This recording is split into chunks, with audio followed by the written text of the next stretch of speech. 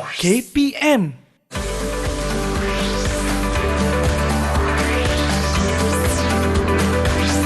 Didik TV KPM.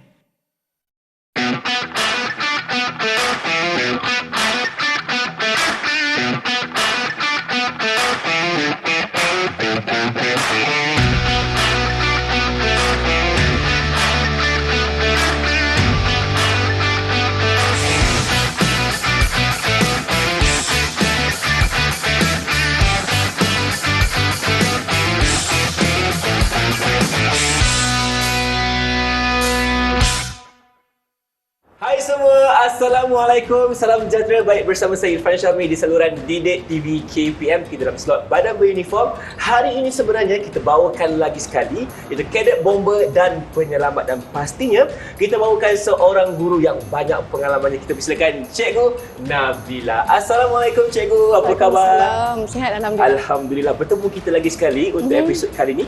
Masih dengan tajuk yang sama berkaitan dengan kadet bomber dan penyelamat. Tapi mungkin ada lagi yang orang kata tak kenal maka tak cinta dengan cikgu. Apa kata cikgu kenalkan diri cikgu kepada penonton di rumah, silakan. Okey, baik.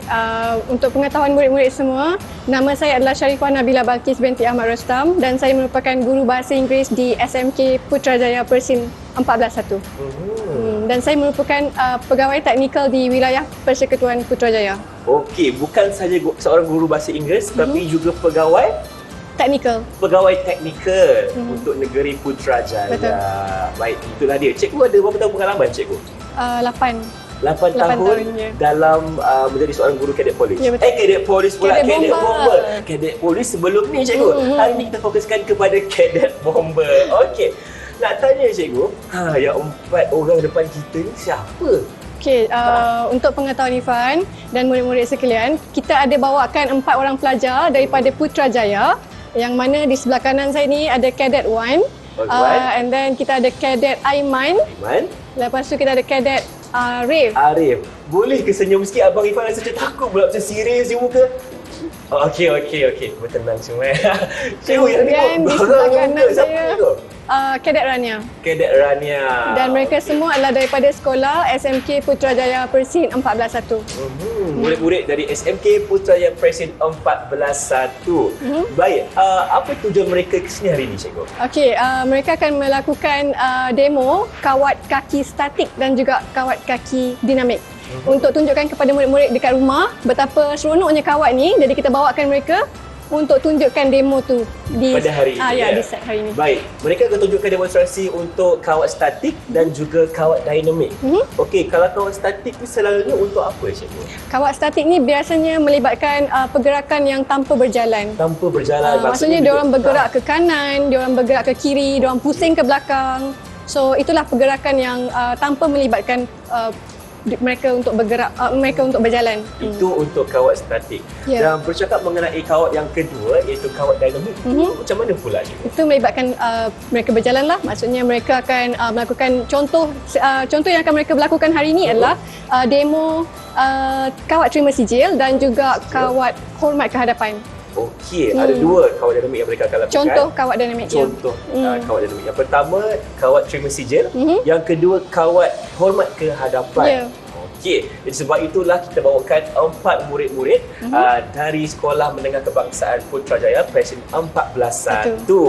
Okey, nampaknya meriah kita punya set hari ini kerana bukan sahaja guru bersama kita tapi ada murid-murid juga di sini. Senyum sikit murid-murid semua. Diorang semangat.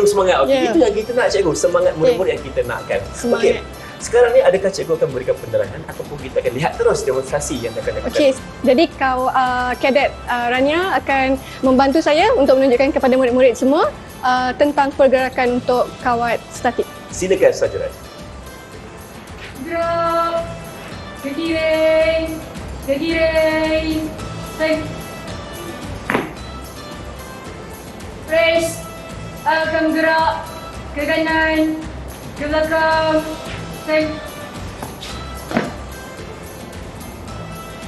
Face akan menghadap ke belakang, ke kanan. Face akan menghadap ke hadapan, ke belakang. Okey, baik. Itu adalah contoh untuk pergerakan untuk kawat statik. So, menarik kan Ifan? Menarik cikgu. Sebab tadi kita nampak ada pergerakan yang ke kanan, ke kiri, ke hadapan dan juga ke belakang. Agak-agak Ifan boleh buat tak? Boleh cikgu. Sebagai murid yang cemerlang hari tak boleh buat. Okey, baik. Tapi tak apa, kita simpan Ifan punya pergerakan dulu. Sebab Ifan teruja nak melihat demonstrasi untuk kawat dinamik tadi tu cikgu. Okey, seperti mana yang saya katakan, ada dua demo yang akan kita tunjukkan pada hari ini, iaitu demo untuk kawat terima sijil dan juga kawat hormat kehadapan. Jadi saya persilakan Kadet Safia, Rania untuk tunjukkan kepada murid-murid di rumah. Silakan. Baris. Baris. Sedia. Hormat. Hormat sabu terima sijil. Harapan. Hormat.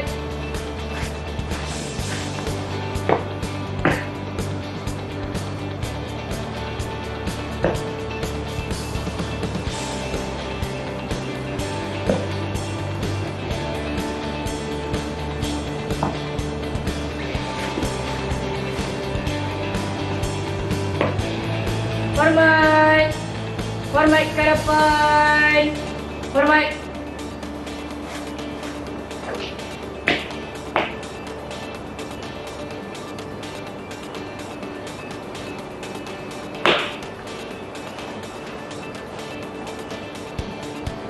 So baiklah, itu adalah contoh untuk demo kawat dinamik yang mana melibatkan pergerakan. Mereka kena bergerak, kena berjalan untuk menunjukkan pergerakan kawat mereka. Jadi Ifan, yang mana awak rasa lebih senang? Yang paling senang Ifan rasa kawat statik cikgu. Boleh buat tak? Boleh buat, jangan risau. Dan Ifan suka bila Ifan nampak dari Arif dan juga Aiman mampu menunjukkan dua kawat dinamik yang berbeza. Yang pertama kawat terima sijil. Yang kedua kawat hormat ke hadapan. Dan Kawat selaku terima sijil. Baik, dan itu adalah dua kawat dinamik yang kita ada hari ini. Tapi sebenarnya ada lagi banyak cikgu. Ya, ada banyak. Dan mereka akan diajar dengan pelbagai lagi kawat lain dalam kelas semasa hari Rabu lah, petang, daripada pukul 2 sehingga pukul 5. Jadi setiap kali aktiviti koko yang melibatkan badan beruniform, mereka akan belajar tentang kawat dan juga acara-acara lain. So pada masa itulah jurulatih akan datang ke sekolah untuk ajar pelajar yang ada di sekolah untuk berkawat. Jadi mereka akan diajar untuk kawat statik dan juga kawat dinamik. Baik, jadi untuk itu Ifan ucapkan terima kasih kepada murid-murid dari SMK Putrajaya Presi 141 kerana tunjukkan kepada kita demonstrasi untuk kawat statik dan juga kawat dinamik. Terima kasih, kita jumpa lagi. Bye-bye. Okey, kita akan teruskan perbincangan kita cikgu. Di mana Ifan pernah nampak sebelum ni ada kawat yang dilakukan oleh kadet bomba, ada hos yang mereka letakkan di atas batu. Itu kita kawat apa? Itu bukan kawat kaki, Fan. Itu adalah kawat operasi. Kawat operasi. Dan untuk pengetahuan semua, kawat operasi merupakan kawat yang lebih ekstrim, yang mana dia memerlukan pelajar untuk mengangkat hos yang sangat berat dan juga untuk tempoh yang lama. Mereka perlu bergerak dan berlari sebenarnya untuk menghabiskan kawat tersebut. Kena kawat dan berlari dalam masa yang berlari. Maksud saya kena berlari bawa hos dan nanti kita akan tunjukkan demo tersebut pada episod yang akan datang. Pada episod yang akan datang. Itu janji oleh Cikgu Nabila. Dan mungkin sekarang ni Ifan nak tahulah, contoh Ifan sendiri yang terlibat dengan kawat kaki di sekolah, Ifan sertai kadet bomba dan penyelamat. Apa kelebihan yang Ifan dapat sebagai seorang murid yang menyertai kawat tersebut? Okey, seperti mana yang kita nampak tadi, murid-murid yang ada di sini nampak sangat bersemangat, Ifan. Betul. Dan sangat berdisiplin. Mereka perlu dengar dan akut pada arahan ketua pelatun. Jadi itu adalah sesuatu yang bermanfaat untuk diorang di masa hadapan, di mana mereka belajar untuk lebih berdisiplin, untuk fokus terhadap arahan yang diorang terima. So ini adalah salah satu advantage untuk diorang sebenarnya. Untuk mereka lebih berjaya dalam hidup mereka. Betul cikgu. Dan bercakap mengenai kawat tadi cikgu, adakah kawat-kawat ini dipertandingkan juga di peringkat kebangsaan, daerah negeri atau sebagainya? Okey, untuk pengetahuan murid-murid di rumah, kawat kaki ni adalah untuk melatih pelajar mempunyai daya saing yang tinggi, kerana mereka perlu bersaing juga dengan kadet-kadet daripada negeri lain untuk merebut johan kawat kaki. Dan juga title Ketua Pelatun Terbaik. Ketua Pelatun Terbaik. Itu yang orang kata apa, menjadi kegilaan kepada para kadet remaja ataupun kadet bomba dan penyelamat ni, kerana itulah orang kata title yang mereka inginkan. So mereka akan lebih semangat bila fikir yang mereka nak menang acara-acara tu. Betul. Bila nak menang lebih semangat, lepas tu akan dapat kejayaan. Betul. Okey, terima kasih Cikgu atas penjelasan di segmen yang pertama ini. Jadi kita akan berhenti berehat dulu. Teruskan bersama kami dalam Badan Uniform Kadet Bomber dan Penyelamat. Didik TV KPM. Didik TV KPM. Bersama kami dalam Badan Uniform Kadet Bomber dan Penyelamat bersama dengan Cikgu Nabila di sini dan murid-muridnya dari Sekolah Menengah Kebangsaan Putrajaya Presin 14-1. Cikgu, Ifah ada soalan. Betul ke hampir ke semua aktiviti menyelamat melibatkan tali? Pandai Irfan, betul. Hampir ke semua aktiviti menyelamat melibatkan tali. Jadi sebab tu kita bawakan pelajar kita ni untuk tunjukkan kita beberapa ikatan asas untuk ditunjukkan kepada murid-murid di rumah. Baik. Jadi mereka akan tunjukkan ikatan seperti sheet band, figure of 8 on follow through, French bowline dan juga running bowline. Namanya pun susah nak sebut Cikgu. Betul. Tapi tak mengapa, hari ini kita akan belajar tentang 4 ikatan ya. Yang pertama tadi single sheet band. Yang kedua figure of 8 follow through. Yang ketiga French bowline dan yang keempat running bowline. Betul lah Cikgu. Oi, saya dah hafal keempat-empat Dah tersebut. boleh dapat pangkat ni. Yang boleh naik pangkat. Tapi pastinya hari ini kita akan belajar bersama-sama dengan murid Cikgu yang dekat belakang ni. Adakah semua dah bersedia? Bersedia. Okay. Jangan risau, boleh bercakap dengan saya. Okey, baik. Kita akan teruskan dengan yang pertama dulu, Cikgu. Okey, baik. Cadet 1 akan menunjukkan ikatan yang pertama. Boleh mulakan?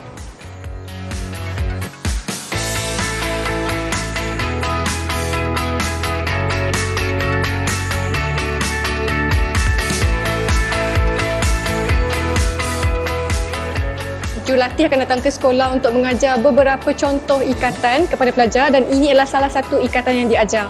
Dan ada pertandingan di peringkat sekolah, negeri dan juga daerah, negeri dan juga kebangsaan.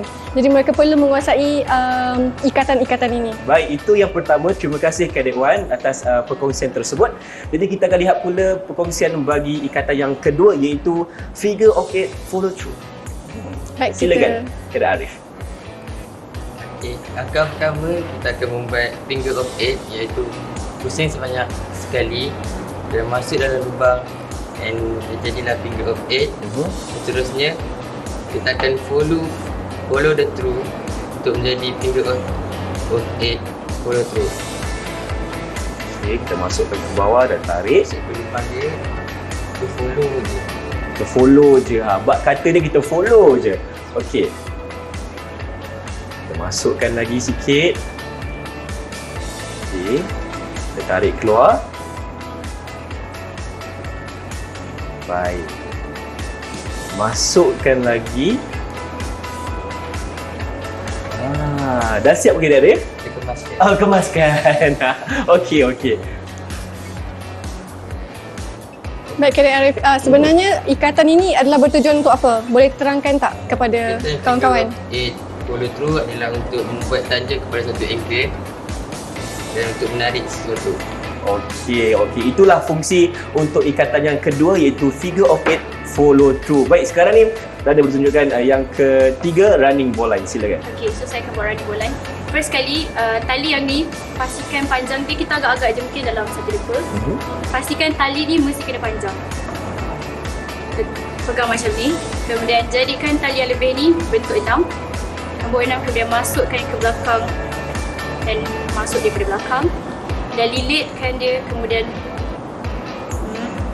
masukkan semula. Macam susah tak Rania? Time practice. Okey, kalau kita nak praktis susah. Kalau kita tak pegang ataupun tak dapat buat bentuk 6 dengan betul, itu yang akan menjadikan susah. Takut kita tersalah masuk. Baik. Then kemaskan. And then yang bulatan ni kita panggil dia loop.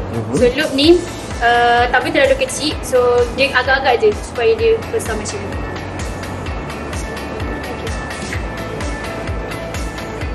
Dah siap. Okey. Ini ikatan yang ketiga iaitu running bowline Betul. Okey, terima kasih saja Rania, mungkin berjelaskan apakah fungsi untuk running ball line? Running ball line ni kita buat dia untuk untuk menjerat haiwan liar. Contohnya kalau macam pernah tu cerita cowboy. Pernah. Kan dia pusing tu kan, kita gunakan ikatan running ball line untuk hasilkan tali cowboy. Baru abang tahu, rupanya kita gunakan ikatan running ball line tu untuk buat ikatan yang cowboy gunakan tu. Menarik. Itu info yang baru yang dapat hari ni. Dan terima kasih ucapkan kepada Rania. Yang keempat, okey, abang persilakan Aiman Razi untuk tunjukkan ikatan yang keempat, iaitu French ball line.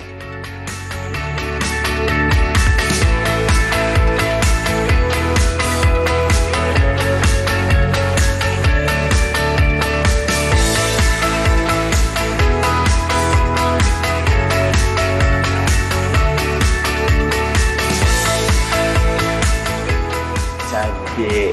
Dah siap Aiman? Dah siap. Boleh pakai. Okey, mungkin Aiman boleh kongsikan apakah sebenarnya fungsi ikatan French ball line ni? Fungsi dia untuk mengangkat mangsa yang berada dalam ruangan sempit. Mengangkat mangsa yang berada dalam keadaan ruang sempit. Betul cikgu? Betul. Betul. Baik, terima kasih kepada Aiman, Rania, Arif dan juga Wan kerana menunjukkan demonstrasi ikatan keempat-empatnya. Jadi, mungkin cikgu boleh jelaskan dekat sini, apa kelebihan apabila murid-murid belajar tentang ikatan ini? Okey, seperti mana yang kita nampak, mereka dapat ilmu baru yang mana mereka belajar tentang cara membuat ikatan untuk jerat. Mereka belajar cara untuk menyelamatkan mangsa daripada lubang yang kecil dan sebagainya. Jadi itu adalah salah satu daripada ilmu kebombaan yang mungkin akan memberi manfaat untuk mereka di kemudian hari. Baik, cikgu. Ifan pernah dengar ada benda unik terhadap tali ni, di mana tali-tali ni ada surat beranak. Betul ke cikgu? Betul. Bukan saja manusia Jadi pada tali itu sendiri dia ada nombor dan setiap tali mempunyai nombor yang berbeza. Yang mana kita dapat tengok dalam tali itu sendiri nombor siri pada tali itu. Jadi menarik kan? Nombor siri yang ada pada tali menunjukkan bila ia dikeluarkan lah, macam tu Itu dah kita panggil surat beranak kepada tali-tali tersebut. Bukan saja manusia kawan-kawan, tapi tali juga ada surat beranak untuk menunjukkan perakuan bila mereka dikeluarkan atau dicipta. Okey, terima kasih cikgu. Dan mungkin cikgu boleh kongsikan semasa guru Cadet Bomber memberi ataupun mengajar murid-murid semua, adakah ada kursusnya juga cikgu? Guru-guru juga diajar tentang ikatan dan simpulan semasa kursus asas. Seperti mana yang saya jelaskan sebelum ini, untuk mendapatkan paku satu, guru perlu mengikuti kursus asas. Yang mana mereka belajar untuk kawat kaki. Mereka juga diajar untuk kawat operasi, kawat basah dan kawat kering. Guru perlu angkat hos, bayangkan. Betul. So berat tu. Cikgu. Ya. So kami semua kena angkat dan bentang hos tu. Lepas tu kami juga diajar tentang ikatan dan simpulan. Jadi semua yang mereka belajar ni, guru pun perlu belajar supaya kami juga boleh mengajar mereka di sekolah. Baik cikgu, itulah dia. Nak dapat 3 paku ni bukan senang. Dia adalah kriteria dan juga pembelajaran yang perlu dilakukan dulu sebelum mendapat paku-paku yang ada dekat bangku guru-guru kita. Baik, terima kasih cikgu. Jadi, sekarang ni Ifan rasa kita pun dah macam lengoh-lengoh dah angkat hos berat tadi. Apa kata kita berhenti berehat seketika, teruskan bersama kami dalam Didik TV KPM. Jangan ke mana-mana. Didik TV KPM. Didik TV KPM. Inilah dia slot Bandar Uniform Cadet Bomber dan Penyelamat bersama saya Irfan Syahmi dan tentunya Cikgu Nabila bersama murid-muridnya dari SMK Putrajaya Presid 14-1. Cikgu, kenapa ada murid yang terduduk dekat sini? Dia okey ke? Okey, itulah yang kita akan belajar untuk segmen kali ini, iaitu asas pertolongan cemas. Okey, maksudnya tak okey lah ni cikgu. Okey. Asas pertolongan cemas. Mungkin cikgu boleh kongsikan dulu, terangkan kepada kita apa yang kita perlu tahu tentang asas pertolongan cemas. Silakan. Baik, Irfan, ilmu ni sangat penting untuk murid-murid semua kerana ia akan melatih mereka untuk membantu diri mereka, keluarga dan juga masyarakat sekeliling.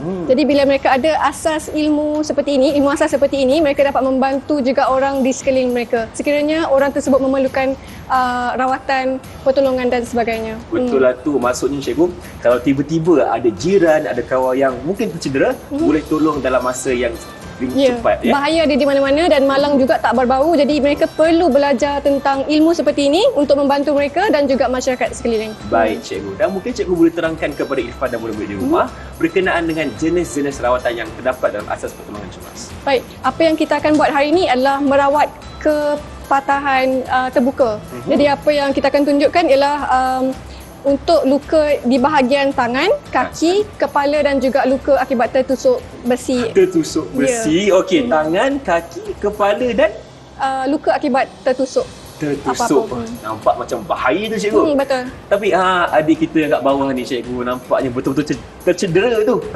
Nampak macam sakit. Okey, apa yang berlaku terhadap murid ni cikgu? Murid ni mengalami kepatahan kaki dan kita akan tunjukkan bagaimana untuk merawat apabila murid mengalami kepatahan kaki. Okey, siapa nak tolong? Kawan Okey. kita kat sini. Angkat tangan dulu. Dua orang akan tolong. Dua orang akan tolong kawannya. Okey, aku kata boleh ke depan dulu, silakan. Okey, cikgu mungkin cikgu boleh ceritakan kepada Ifah dan penonton apa yang mereka pegang tu semua. Ini adalah alat untuk merawat mangsa patah. Jadi saya akan minta Kadet Safia untuk menerangkan tentang apa yang mereka lakukan sekarang. Okey, silakan. Okey. Kiranya berlaku kepatahan pada kaki di bahagian atas ataupun di bahagian bawah, cara balutan ataupun cara untuk rawatan awal kecemasan sama saja. Pertama sekali sekiranya tiada batang PVC, kerana batang PVC untuk nak potong mengambil masa. Jadi paling cepat kita boleh gunakan surat khabar, guna-guna dan gantikan. Menarik kan? Menarik cikgu. Kalau tiada batang PVC kita guna surat khabar. Ya. Guna je barang yang berdekatan yang boleh kita guna untuk merawat mangsa. Okey.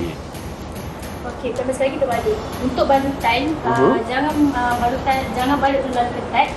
Sekiranya balut terlalu ketat, dia akan membuatkan darah kita tak berjalan. So, kita kena balut tu agak-agak tu. Jangan ketat sangat dan terlalu ketat, jangan terlalu Manja-manja je lah maksudnya Safia. Betul lah. Maksudnya tak perlu terlalu ketat, kalau tak darah tidak akan mengalir, betul ya? Okey, berapa kali balutan kita kena buat Safia? Untuk balutan, kita kena balut sehingga habis kain baju. Oh, sehingga habis kain. Baru boleh pandau. Dah selesai, boleh ambil tempat balik. Terima kasih. Okey, nampaknya kawan kita kat bawah ni, Aiman, dah selamat. Ya. Cikgu, maksudnya lepas kawan-kawan tadi berikan rawatan awal ni, perlu ke klinik? Perlu, jumpa doktor? masih perlu, ya. Ini adalah untuk rawatan awal sahaja untuk mengelakkan mangsa daripada menjadi lebih teruk. Jadi proses seterusnya adalah untuk membawa mangsa ke klinik ataupun ke hospital. Baik. Untuk mendapatkan rawatan lanjut. Okey, selesai yang pertama tentang cara untuk kita merawat apabila patahnya kaki seseorang. Okey, untuk yang kedua cikgu, demonstrasi apa pula? Demonstrasi patah tangan. Patah tangan. Siapa yang patah tangan tu? Dia yang kecil comel ni. Okey, dia patah tangan. Siapa yang akan tolong dia? Rawat dia. Okey, dua orang juga. Kalau dah bersedia, boleh terangkan apa yang kita perlukan dan tunjukkan kepada kami demonstrasi tersebut. Silakan. Okey, Wan dekat tengah. Aduh, kesian dekat Wan sekarang tangan ni patah. Okey. First sekali, sekiranya tangan mangsa patah, kita perlukan dua orang untuk buat balutan bantu awal kecemasan ni. Seorang perlu pegang tangan ni patah, yang lagi seorang perlu pegang. Okey. Sama juga macam patah kaki, sekiranya berlaku kepatahan pada bahagian daripada pergelangan tangan hingga ke siku ataupun daripada siku hingga ke bahu, kita gunakan teknik yang sama untuk balutan. Okay. Mungkin Safia boleh terangkan balik teknik tersebut. Sama juga seperti untuk balutan kaki, kita perlu cari sesuatu untuk kita letakkan begini supaya tidak berlaku kecederaan lebih teruk. Okey, contohnya apa yang boleh kita gunakan Safia? Kita boleh gunakan paling dekat, kita boleh gunakan surat khabar. Surat khabar. Surat khabar kalau boleh tebal lah supaya senang untuk kita gulung. Kalau paling tidak pun apa-apa sahaja yang tebal dan keras supaya kita boleh sokong dia jadi support. Okey, baik. Yang balut. Sama juga seperti balutan kaki tadi, jangan terlalu ketat, jangan terlalu longgar. Baik. Menarik tu. Informasi yang kita dapat dekat sini cikgu, jangan kita balut terlalu ketat supaya darah itu terus mengalir, dan kalau terlalu longgar mungkin macam tak ada fungsi. Tak ada fungsi, pun. betul. Kita nak memastikan mangsa dalam keadaan yang selamat. Selepas dah balut, untuk kita nak pastikan balutan yang kita buat terhadap mangsa tidak terlalu ketat, ambil bahagian jari dan picit ataupun tekan selama lebih kurang 5 saat. Okey. 1, 2, 3, 4, 5. Okey.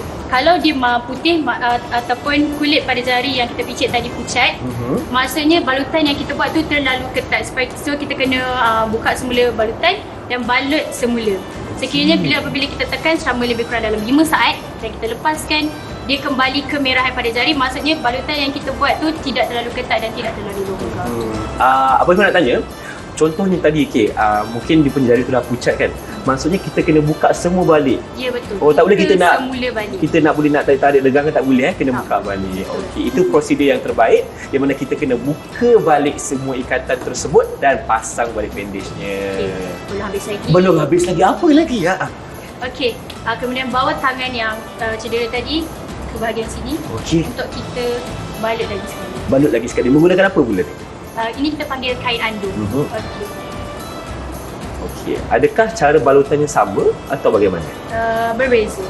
Okay, untuk bahagian ikatan untuk ikat pada bahagian belakang, kebiasaannya kita akan gunakan ikatan kiri atas kanan atas kiri ataupun kiri atas kanan. Balutan ni mengikut kecederaan pesakit juga. Kalau sekiranya pesakit ataupun mangsa cedera pada bahagian tangan kiri, jadi kita perlu balutan ni dan ikat pada bahagian sebelah kanan. Maksudnya berlawanan lah. Ya, betul, berlawanan. Berlawanan. Okay, Wan okey? Kesian dia patah tangan. Jadi Irfan nampak tak macam mana Cadet Bomber ni melahirkan ramai hero kerana mereka berusaha untuk menyelamatkan orang lain dengan cara seperti ini. Betul, saya setuju sangat cikgu. Bukan saja kita ada hero, kita juga ada heroin di sini seperti Sarjan Safia Rania. Okey. Boleh ke? Tak apa, kita bagi masa sedikit untuk mereka tunjukkan kepada kita cara untuk membalut menggunakan kain andung. Okey, balut sebelah sana. Kita tarik ke atas. Baik. Cikgu sendiri pernah ada pengalaman untuk melakukan aktiviti ataupun demonstrasi ini? Guru-guru juga perlu melakukan aktiviti seperti ini semasa kursus asas dan kursus lanjutan. Okey, kursus asas ataupun semasa kursus lanjutan. Kita ikat. Okey, ikatannya tu Safia, di belakang tu boleh tak terlalu ketat ataupun tak boleh? Tidak. Tidak terlalu ketat. Sekadar supaya tak nak kasi dia terbuka sahaja. Okey. Kerana pada bahagian tepi ni kan ada bahagian lebih. So perlu kemaskan. Gulungkan dia. Okey, gulungkan. Kemudian Simpulkan. gulungkan dan Masukkan ke dalam. kemaskan sahaja. Okey. Dah siap ke? Dah siap. Dah siap. Itulah ceritanya kawan-kawan. Cara untuk kita membalut tangan yang patah kecian dekat Wan kita ni. Okey. Baik, terima kasih kepada Wan, Safia dan juga Arif. Itu yang kedua cikgu. Patah kaki dah. Patah tangan pun sudah. Seterusnya. Kejadian kepala. Seterusnya kita akan buat demonstrasi untuk merawat kecederaan di kepala. Okey. Siapa pula tu nak volunteer? Okey. Baik, Arif akan menjadi mangsanya dan siapa yang akan membantu? Okey, seperti biasa hero kita Safia. Okey, silakan boleh duduk kat bawah dulu.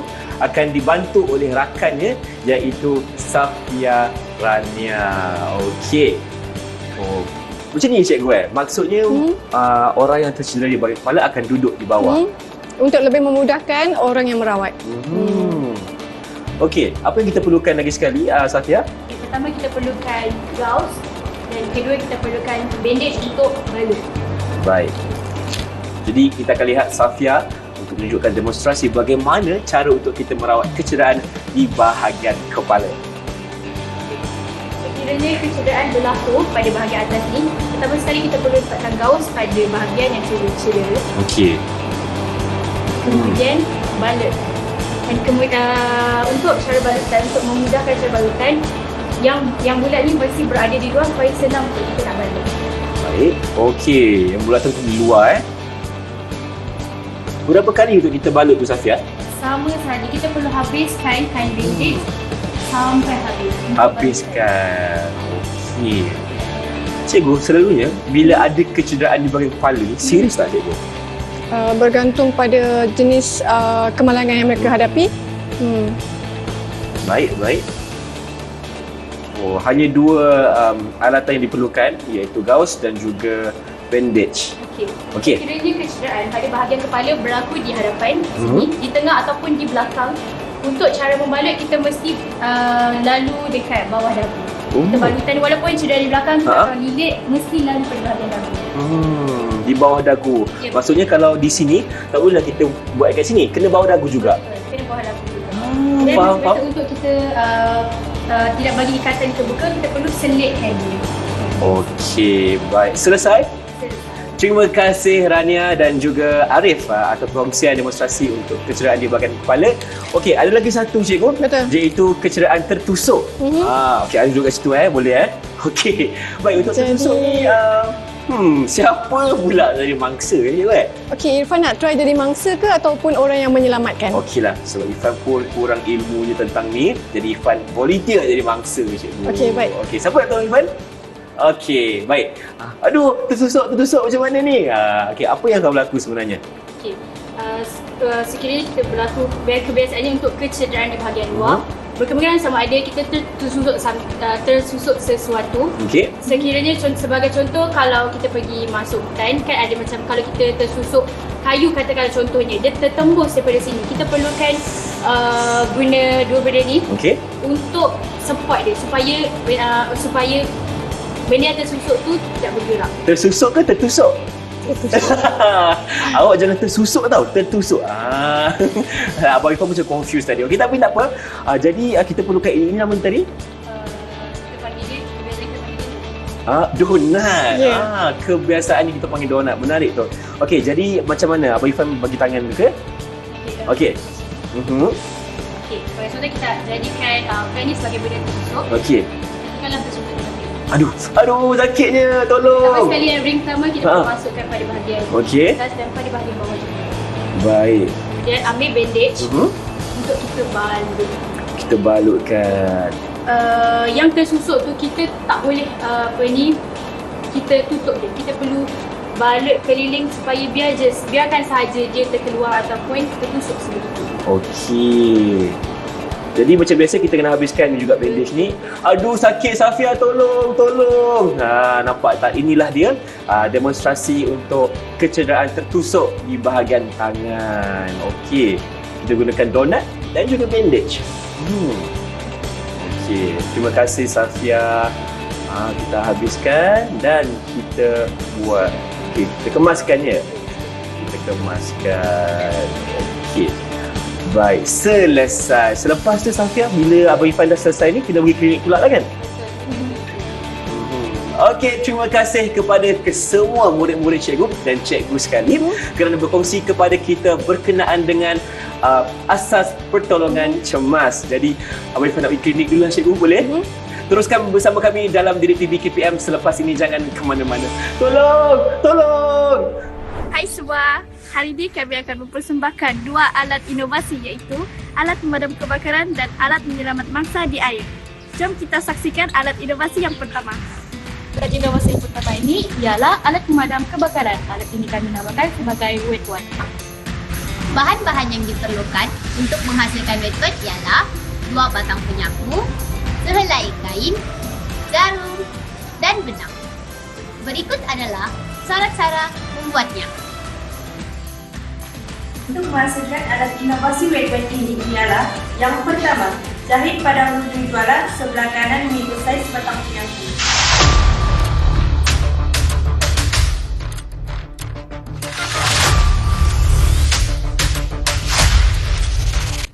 Lakukan cara yang sama pada bahagian sebelah kiri tuala, lalu jahit sini. Dan inovasi wet wipe. Maka jika berlakunya kebakaran pada skala yang kecil, basahkan wet wipe. Selain itu, halakan wet wipe kepada api dengan menggunakan pemegang wet wipe. Seterusnya, pastikan api telah pun ditutupi oleh wet wipe ini. Jangan baling atau hempas wet wipe ini di atas api. Tunggu sehingga asap putih keluar menandakan api telah pun terpadam sepenuhnya. Dengan menggunakan kaedah pemadam api melemaskan, iaitu menyekat bekalan oksigen agar api tidak merebak dan menjadi besar. Oksigen merupakan salah satu unsur yang terdapat dalam segitiga kebakaran.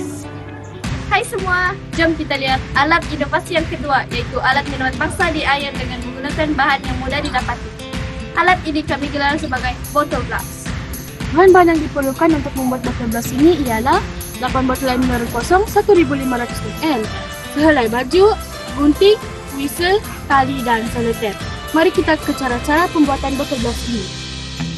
Langkah-langkah untuk menghasilkan botol loss ialah yang pertama sekali, potong pada bahagian kedua-dua belah tepi baju.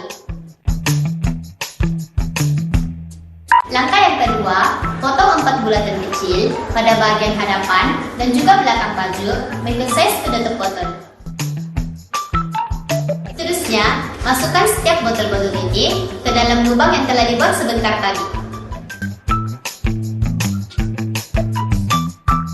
Kemudian, lekatkan pita selotip ini kepada botol yang telah siap dibuat sebentar tadi. Seterusnya, buat bulatan kecil pada bahagian bawah baju untuk memasukkan tali. Seterusnya, masukkan tali ke dalam lubang yang telah dibuat sebentar tadi. Langkah yang seterusnya ialah buat bulatan kecil pada bahagian atas baju untuk meletakkan bisnet.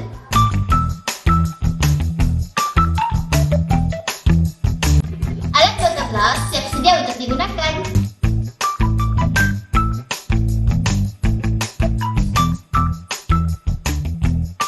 Beginilah hasil botol loss kami. Baju ini sangat mudah untuk dibawa kemana saja dan mudah dipakai seperti ABC. Whistle ini digunakan untuk meminta pertolongan ketika dalam kecemasan.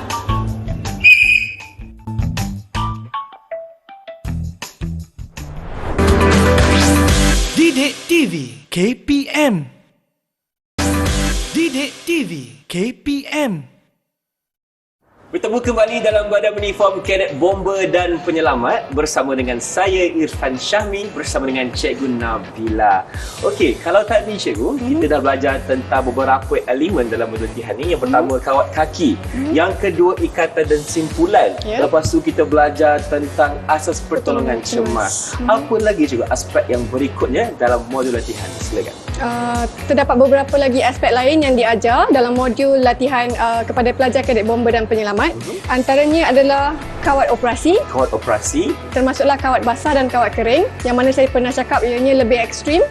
Seterusnya diajar juga tentang asas komunikasi dan juga perkhemahan. Perkhemahan. Okey Cikgu, dari segi perkhemahan tu adakah ianya hanya di peringkat sekolah ataupun bagaimana?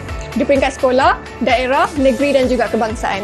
Baik. Jadi untuk seseorang murid tu boleh masuki perkhemahan di peringkat kebangsaan tu apa kriteria ataupun mungkin ada ujiannya Cikgu? Ya betul. Mereka akan dipilih berdasarkan kebolehan mereka di sekolah, sama ada mereka layak ataupun tidak. Guru kadet yang akan menentukan. Guru kadet yang akan menentukan. Di mana mereka perlu bersaing dengan kadet yang lain untuk membuktikan bahawa mereka layak ke kebangsaan. Bukan senang tau. Jadi mereka perlu bersaing dengan kadet yang lain. Jadi uniknya Kadet Bomber ini adalah di mana jurulatih yang akan datang untuk memberikan tunjuk ajar kepada murid-murid tentang silibus yang saya cakapkan tadi. Jadi yang menariknya adalah jurulatih ini adalah jurulatih yang sangat berpengalaman dan mereka telah terlibat dengan operasi menyelamat sepanjang servis mereka. Jadi apa yang kita dapat daripada pengalaman mereka adalah banyak tunjuk ajar yang mereka ajar adalah benda yang melibatkan asas ilmu asas kebombaan yang akan sangat memanfaatkan pelajar dan juga murid-murid di rumah. Baik, dengan motonya sedia menyelamat, itulah dia yang akan diajar oleh murid ataupun diajar oleh pegawai-pegawai bomber kepada murid-murid di sekolah. Okey, bercakap berkenaan dengan asas komunikasi. Mungkin cikgu berterangkan apa yang akan diajar sebenarnya? Saya akan ulas dulu tentang pertandingan. Pertandingan. Okey. Baik, pertandingan ni ada di peringkat sekolah, daerah, negeri dan juga kebangsaan. Dan ia memberi peluang kepada pelajar kita untuk menunjukkan sejauh mana mereka faham apa yang mereka belajar di sekolah bersama dengan jurulatih. Jadi mereka juga perlu meneruki peperiksaan asas dan juga lanjutan. Dan apa yang mereka dapat ialah sijil peringkat asas dan juga peringkat lanjutan. Selain daripada dapat sijil, mereka juga akan dapat anugerah. Dan saya akan cakap dengan lebih lanjut tentang ini dalam segmen yang berikutnya. Okey, itulah dia. Maksudnya cikgu bukan sahaja guru-guru, tapi murid juga ada kursus asas dan juga kursus lanjutan kepada mereka yang ingin naik pangkat lah. Daripada yang biasa, mungkin nak jadi macam saja Safia tadi, ada ujiannya. Selain daripada untuk tanda pangkat, mereka juga dapat menambahkan markah mereka dalam PAJSK. Apa itu PAJSK cikgu? Ia adalah markah co-curriculum yang pelajar perlu dapatkan untuk mendapat keputusan yang cemerlang lah. Untuk memudahkan mereka apabila mereka keluar daripada sekolah nanti untuk ke peringkat universiti dan peringkat kerjaya. Baik, peringkat universiti dan juga peringkat yang lebih tinggi semasa mereka dapat kerjaya masing-masing nanti. Okey. Sekarang ni Ifan nak tanya balik kepada cikgu berkenaan dengan soalan saya, asas komunikasi yang diajar oleh pegawai-pegawai kepada murid-murid kita di sekolah. Bagaimana cikgu? Apa yang mereka diajarkan? Contohnya cara berkomunikasi, cara untuk bertutur atau bagaimana? Okey, kalau untuk peringkat guru akan diajar untuk asas untuk pengucapan awam. Pengucapan awam. Kalau untuk pelajar pula, mereka akan diajar untuk contohnya yang kita lihat tadi, pertolongan cemas, macam mana mereka memberi arahan kepada rakan mereka, macam mana mereka menerangkan tentang apa yang mereka lakukan. Itu adalah asas komunikasi. Baik. Mereka perlu tahu apa yang mereka buat dan tujuan mereka melakukan setiap perbuatan tersebut. Dalam masa yang sama cikgu, selain bertutur, Ifan yakin dan percaya mereka juga perlu ada keyakinan untuk membantu rakan-rakan mereka yang lain. Sebab kalau tiada keyakinan cikgu, mungkin mereka macam alamak, apa yang nak buat ni keliru dan sebagainya. Jadi mereka perlu ada keyakinan dan juga perlu ada sifat untuk membantu rakan-rakan mereka yang lain. Sebab itu pentingnya mereka diterapkan dengan asas komunikasi. Okey, sekarang ni mungkin kita boleh berbalik kepada ujian asas dan lanjutan tadi tu. Mungkin cikgu boleh kongsikan dari aspek yang lain pula apa murid-murid perlu tahu tentang ini. Silakan. Okey, baik. Tapi saya ingin tambah dulu berkenaan yang sebelum tadi. Apa yang saya boleh tambah ialah dari segi pertandingan tu juga, pelajar dapat menunjukkan bakat mereka untuk merawat dan juga menolong mangsa. Jadi itu dapat membantu mereka untuk jadi lebih confident dalam menyelamatkan mangsa. Mungkin cikgu boleh ceritakan sikit dari aspek yang lain pula, apa yang murid-murid tahu tentang ujian asas dan juga ujian lanjutan. Kebiasaannya dalam peperiksaan, murid akan diajar disoal tentang alatan, tentang cara merawat mangsa, dan juga beberapa soalan asas yang lain yang mereka belajar semasa modul di sekolah. Cikgu, mereka gagal bertakun semasa menduduki ujian tersebut. Adakah mereka akan diberi peluang yang kedua ataupun dah tak boleh ambil dah ujian tu? Boleh, mereka masih boleh mengambil ujian tersebut. Sentiasa ada peluang untuk mereka. Sentiasa ada peluang. Kita beri peluang yang kedua, jangan risau, jangan khawatir. Baik, terima kasih cikgu kerana bersama Ifan hari ini berkongsi kepada kita ilmu yang patut tahu untuk menjadi kadet bomber dan penyelamat. Sekarang ini Ifan nak dapatkan sedikit rumusan, silakan. Okey, apa yang kita belajar dalam segmen hari ini adalah yang pertama kawat tadi. Kawat kaki, bukan kawat operasi. So kawat kaki terbahagi kepada dua, iaitu kawat statik dan juga kawat dinamik. Okey, and then kita belajar juga tentang simpulan dan ikatan. Yang mana Irfan jadi mangsa tadi. Kan itu adalah cara untuk merawat mangsa yang cedera. Kemudian kita belajar juga tentang asas pertolongan cemas, simpulan dan ikatan, yang mana mereka menunjukkan beberapa jenis ikatan dan asas yang mereka belajar di sekolah. Dan sekarang ni kita pun dah ketahui dengan lebih lanjut berkenaan dengan kurikulum yang lain dalam kadet bomber dan penyelamat. Terima kasih banyak-banyak kepada Cikgu Nabila kerana berkongsi masa dan ilmu hari ini bersama Irfan. InsyaAllah ada kita jumpa lagi dengan itu. Assalamualaikum dan salam sejahtera. Bye-bye. Didik TV KPM.